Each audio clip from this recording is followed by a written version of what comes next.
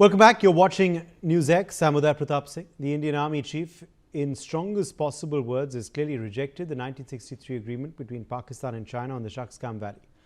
Pakistan's General Ayub Khan had then illegally sold a part of Kashmir to China. This comes after the Chinese spokesperson dismissed India's concerns on Shaksgam and called Chinese activities in its own territory beyond reproach. The MA has issued a strong condemnation to China constructing an all-weather road in the Shaksgam Valley. The new road is said to be less than 50 kilometers away from Siachen Glacier. The latest flashpoint between India and China comes even as tensions in Ladakh have eased and direct flights between India and China have resumed. This episode shows India still cannot trust China, though, and its expansionist intentions. Also, what should China do about Shaksgam? How should we reclaim it since it has been under illegal Chinese occupation for over 63 years is the big question.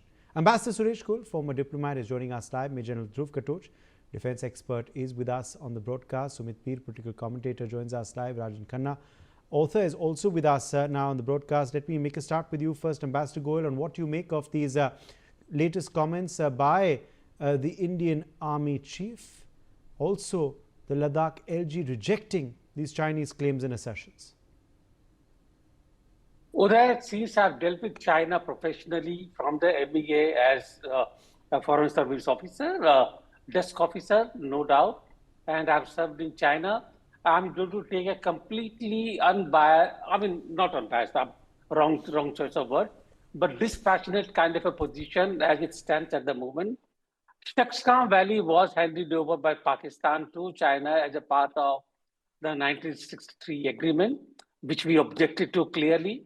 It was in occupation of Pakistan as a part of what happened in Jammu and Kashmir at that time.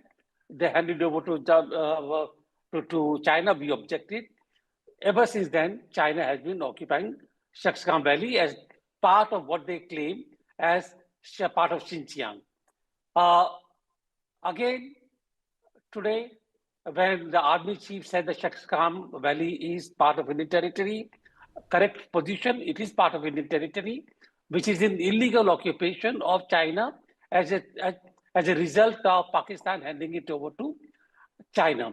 So that's a statement of the positions as indicated earlier by the army chief, and then the Chinese spokesperson had to basically respond to that kind of a statement. Beyond that, I think as far as we are concerned, we stay with the position as it is, unless there is some change in future or whenever it takes place, which actually results in a change in the ground realities, or which basically takes us further beyond our current, shall I say, diplomatic and ground status quo. The problem is that the question that you put is really such a question that unless you can change the status quo as we have been living with for the last, not just 1 year, 2 years, decades, there is very little that one can say here, except saying that, yes, we are aware of the position. It is our territory. Chinese don't accept it. That's it. Yes, and you know, these comments are important, Major General Katoch, because they come at a time when China is constructing this all-weather road. It comes at a time when there are reports that this road is in fact being, fast-tracked by the Chinese, and I think it's about 50 kilometers from the border. Thank you, Uday. Uday, when the Chinese constructed a road in the Aksai Chin, there's nothing we could do about it. They constructed it, and unless you have the military force to prevent an action by a hostile power, I think, the status quo will remain. So the road which they're going to construct in Shaksgam Valley, India can object, but China will construct. I mean, that is the bottom line. You see, in the 1963 agreement, let's be clear, China, it is given in that agreement that as of now, you see, that means it is subject to change depending on the status of Jammu and Kashmir or the rest of the territories. So that is also a part of the clause of 63. It is not something which is written in stone, and things can change. But as of now, I don't see, as Ambassador Goyal has very correctly pointed out, I don't see any possibility of change in the immediate future. But what happens after, say, a decade or so, or after 2 decades, things may change. Tibet may be a free country once again. And once Tibet becomes a free country, the whole the status quo changes. So we don't know what the future is going to bring, but it is important to never let go of your claim. This is our claim. There was a state of Jammu and Kashmir pre-1947, and that state, those boundaries are inviolate. And you see, everybody knows what those boundaries are. Now, a portion of that, the Aksai Chin, China has taken. The Shaksgam Valley was ceded to China in '63, and the Gilgit-Baltistan and Mirpur-Muzaffarabad region that was taken in the 1947-48 battle, where we couldn't push them out till the ceasefire came in. So that is historical. So we'll have to see as to what the future brings. But as of now, I think the status quo will be maintained. We will not let go of our stand. That is the bottom line. Any activity which China does will be objected to. I think that objection is more as a matter of record to say that we don't agree with what you are doing, so that later on when the situation changes, we have a legal standing to take back what is rightfully ours. Uday. Yes, and obviously this region is crucial to China, particularly because of CPEC these days, isn't it, Sumitpi? Which is why this very a terse message from the Chinese spokesperson came out saying that what happens in their territory is beyond reproach of other countries. Uday, thank you very much for having me on your show. Give me a minute more to explain this a little bit more in perspective and what I understand of it. Look, it is just around 8 or 10 days back, Ishaq Dar was called to China and he was pulled up and saying, what the hell is happening on CPEC? 11 saal ho gaye. 11 years have gone by, what have you delivered? And this is the money we have spent, this is the overrun of the project, and this is the money Pakistan owes us. So you owe us around $35 billion. When are you going to pay this money? When the project is going to complete? And it passes through Balochistan, which is unworkable. Your army slaughtered there, forget the Chinese. And remember, this Majid Brigade has a very specialized brigade which slaughters Chinese only. So these were the tough questions put to Ishaq Dar. Then suddenly, before that, there was a talk in the Pakistan of CPEC 2. Now, if you look at CPEC 1, CPEC 1 goes to Gilgit-Baltistan, which is part of POJK. It doesn't touch this side of the area. Now, if you talk of CPEC 2 suddenly, why did I give you the context of CPEC 1? It is not working. It may never see the light of the day. If you put around $45 billion, $10 billion of overrun, and Pakistan owes you around $35 billion, if I do a mathematics, $85 billion gone the drain, 11 years gone the drain, you have lost your men and nothing is working. Now, why should you talk of CPEC Part 2? Because look, Uday, the CPEC Part 2 allegedly passes through the Shaksgam. Now, what are they doing in Shaksgam? Because, CPEC 1 is unviable and impractical. Why should you do a CPEC 2? What is the commercial activity you're going to do there? Nothing. Siachen is between India and Pakistan. And if I look at Siachen, what is the access to the Siachen? What is the access road to the Siachen? Is Salatora Ridge. So if you look at the Salatora Ridge, that is the main access or the key to Siachen Glacier and the key to holding it. Now, imagine this is Salatora Ridge is like this. Here is Shaksgam Valley. Here is Siachen. Now, if you build a road like this, right? Now, practically, commercially, that road is not for nothing. मतलब कहते हैं ना कुत्ते का बच्चा भी नहीं होगा उस पे. It is basically for the military purpose. So once the road is moved, you can bring military, you can bring tanks, you can bring the armory. And imagine a scenario. This is the Salatora Ridge. From the north, you have Chinese, and from the south, you have Pakistanis. Then our position at the Siachen becomes a bit of tricky because these can attack you from both the sides. So what is the biggest strategy? The biggest strategy is look at it. They tried us in Galwan, we paid them back. They are trying in Shaksgam, seeing how India will react. Then they will go to Daulat Beg Odi. God forbid, if you don't have that kind of a leverage over the Siachen, what is that risk? The risk is Daulat Beg Odi, you are talking of Dipsang Plains, and you are talking of Karakoram Pass. Then come on this side of the map, you are talking of Gumla, you are talking of Leh, you are talking of Ladakh. That is what is on the stake. And weakening of India on the Siachen by any means of logistics or whatever, or even cost of operating there becomes very high, where you have to fly everything on the helicopters and it becomes very, very risky. That 75-kilometer glacier which is separating Pakistani and the Chinese military to meet. So in the long run, that is why General Dwivedi is vehemently opposing this. That is why Randeep Jaiswal is vehemently opposing. That is why India is vehemently opposing it. Before the child is born, you have to really set your cards right. And if the things push comes to a shove, it is a Galwan kind of a flashpoint. It is it's that kind of a situation. And which is why historical context has been given by the Indian Army Chief, Rajan Khanna. It's important to give that historical context to bring up that 1963 agreement and call it blatantly illegal. And put on record once again the fact that India never actually agreed to that and never actually gave any assent to that and never actually has given that treaty any relevance in that time and in today's time. Rajan Khanna. Uday, in 1936, Maharaja Hari Singh had leased the territory of Gilgit Agency to the British, which was nullified. The lease agreement was nullified in the first half of 1947. And the entire territory at that time, legally, practically, from occupational point of view, was under control of Maharaja Hari Singh. So on 26th of October 1947, when instrument of accession was signed, at that time, legally, the entire territory came to Union of India. Now next, that is our stand, that is legal stand, and that is what is basically we have been maintaining for all along for past more than 75 years.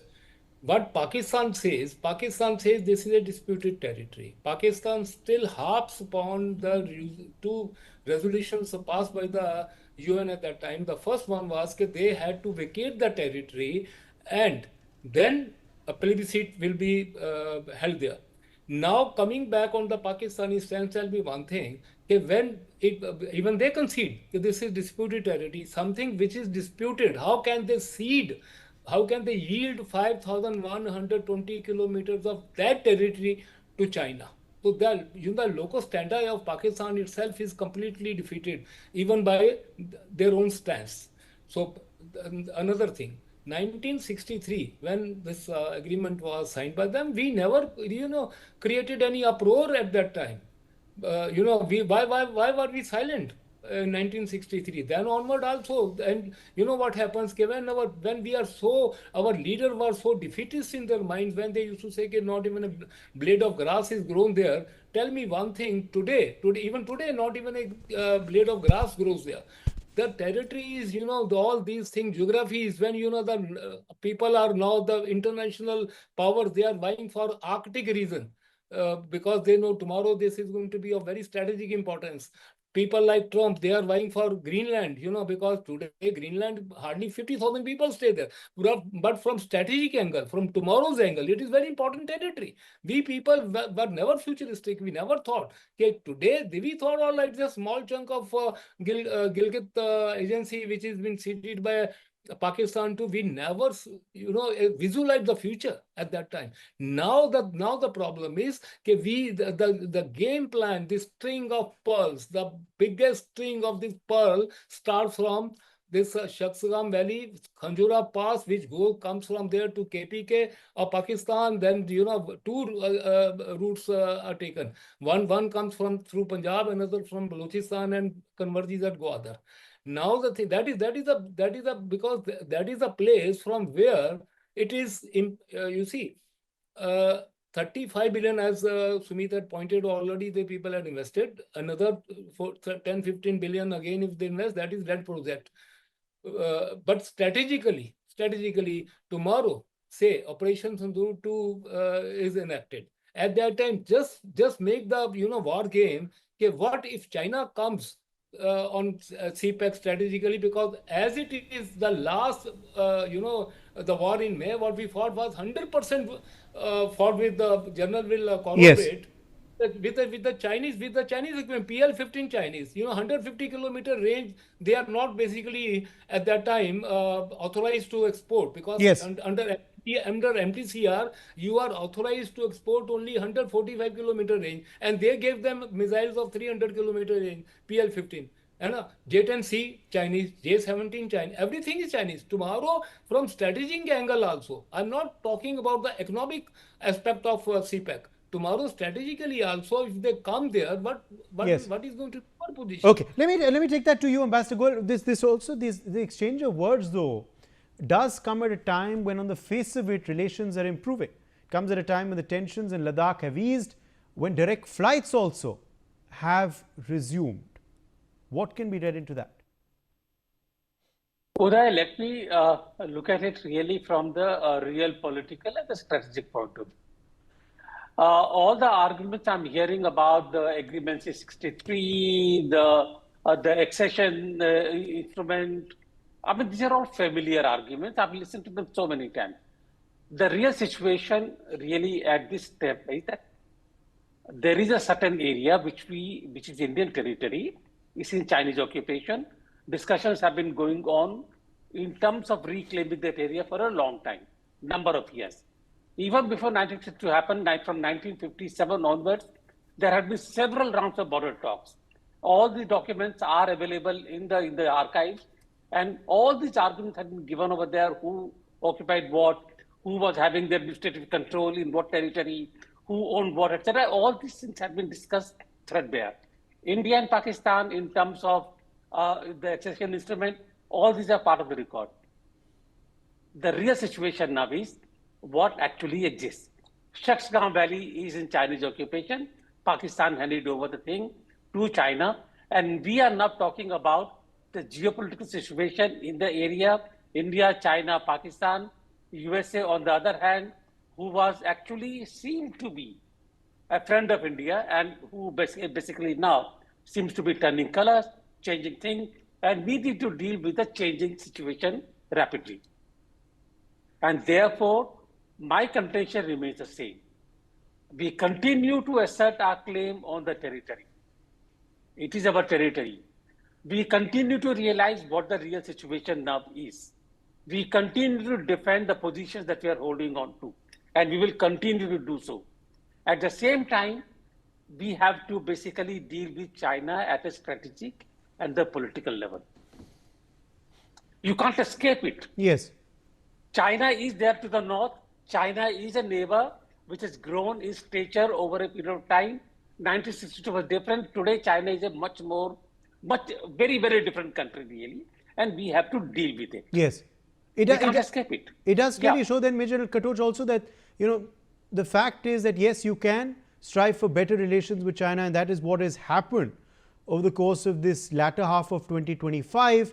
But China's expansionist agenda continues, and obviously that trust deficit will also remain. Well, let's be clear about one thing: that trust deficit with India and China will never go. So while we may continue to have talks with China, look into trade, etc., we have to remember, you have to keep your powder dry and keep your military powerful. The day China perceives they can do something militarily, they will do it.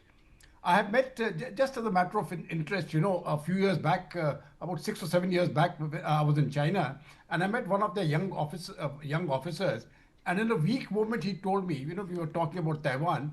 He said, very frankly, we can't take Taiwan today, but when we are strong enough, we will do so. That is the Chinese philosophy. They are not going to touch anything in, they're not going to come into the Siachen Glacier or anything like that. They don't have the military capability to do so as of now. But rest assured, the day that fellow thinks he can do it, he's going to do it. So we have to keep, we have to be very certain about one thing, regardless of, the economic partnerships, etc., which go on with China. China is our number one threat. That is the bottom line. Okay. And we have to be militarily prepared for it. Yes. So long as you are militarily strong, there will never be a war. Okay. The day you become military weak, there will be a war. 30 seconds, Sumit Peer. I'm out of time. 30 seconds too. Uday, I completely agree with General Saab because why we are making a hue and cry, your CPEC part 1 is unviable. Why are you talking of building a motorable road next to in Shaksgam Valley where the Saltora Ridge is? We know your intentions are vis-a-vis against India, and General Saab is right. Today they may not have the power, but the day they have the power, they are 101% going to come for you. That is why that hue and cry is about. That is why we know the intentions. There is no commercial viability or road in any way whatsoever except military. It's for military and military only, nothing else. My thanks to all of our guests for joining us on this discussion. We're quickly turning our focus to some breaking news coming in. The Chinese ambassador to India has today attended the launch of the BRICS India 2026 logo, theme and website, calling it a significant moment ahead of India's BRICS presidency. In a social media post, the Chinese envoy said he had a pleasant conversation with the External Affairs Minister S. Jaishankar and extended best wishes for the success of BRICS 2026 in India. He highlighted China's role as a founding member of BRICS. The ambassador said Beijing is looking forward to working closely with India and other member countries to promote the high-quality development of greater BRICS cooperation. Aditya Vadavan joins us for more on this story. Aditya, what has the Chinese ambassador said on this occasion of the BRICS 2026 logo, theme and website launch? Well, absolutely. Uday, if you see, the Chinese ambassador to India has definitely is appreciated the logo, the BRICS 2026 logo. And, if you talk about the BRICS 2026 logo, it is inspired by the lotus, which reflects India's cultural ethos and vision for inclusive growth and cooperation. And, addressing the gathering, Foreign Minister S. Jaishankar stated that India's presidency aims to harness the collective strengths of BRICS nations to advance global welfare. And even the Chinese ambassador said that definitely India will definitely tread upon a very as the BRICS presidency is given to India, definitely it will be very beneficial, and it's a very important development that has happened. And both India and China are an active member. Are active members of the BRICS and the leading members of the BRICS. So indeed, we could expect a lot from this year's BRICS presidencies to BRICS presidency of India. Definitely, there's a lot of potential for India to chalk out a foreign policy path.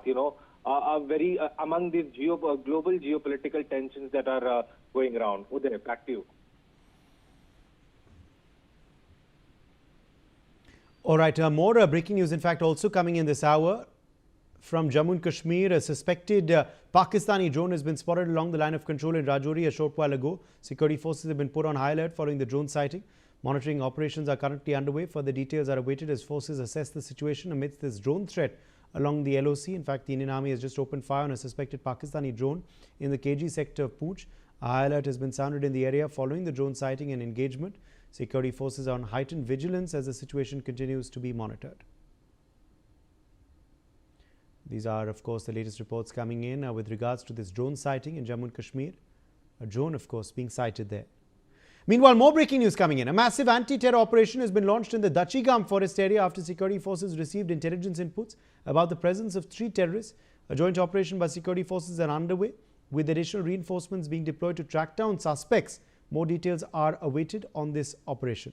Ajay Jandial is joining us for more on this story. Ajay, what can you tell us about this encounter? Yes, the gunfight, which, there are 3 anti-terror operations we can say that is going on. One is in Kadua district and another operation has been started by the security forces in Kashmir. According to information in Datigam area, there was input with the security forces that about 1 to 2 terrorists they are hiding in that area, and immediately operation was started. And other operation is basically against Pakistani drone, which basically was spotted over the Krishna Ghati area for line of control in Rajouri, in Poonch and in Rajouri sector LOC as well. 2 back-to-back drone attempts has also taken place there in the Rajouri in the Poonch district. Immediately, high alert has been sounded, and Indian Army jawans they opened fire on the suspected drone. Those were trying to enter to this side of the Jammu and Kashmir. And if you see that in last 3 days, this is 8 such attempts, 6 back-to-back attempts was spotted 2 days back, and today in last less than 2 of these 2 attempts from Pakistan side that Pakistan drone was trying to enter to this side that have been foiled by the Indian Army. All right, I appreciate you joining us, Ajay, with those details. Let's slip into a short break on that note.